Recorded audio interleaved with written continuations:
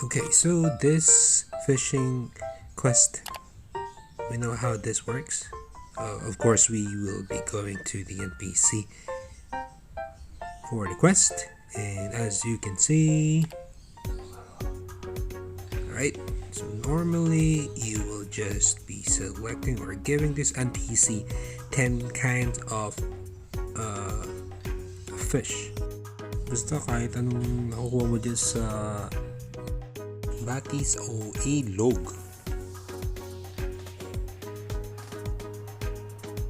I'll be using my other character.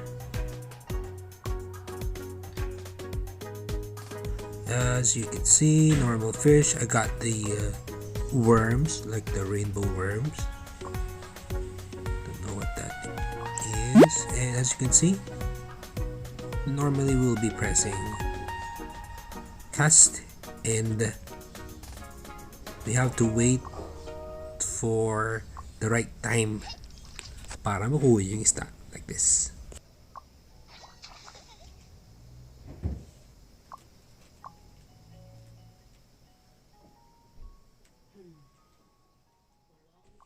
Tapos syempre tatanungin ka, release or craft, so on and so forth. We just need to get it on top 10 or top 1 or top 100. I'll zoom this out so that you can see.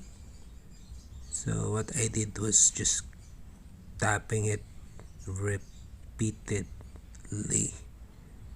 parang ganyan. So dun sa 10 tries, mas mabilis siya kaysa sa nihintay mo pa yung time frame, di ba? So ganyan lang ako.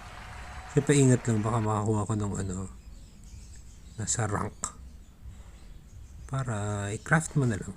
So ayun hindi siya nag-escape. Ewan ko kung glitch or pero yan lang. Thank you.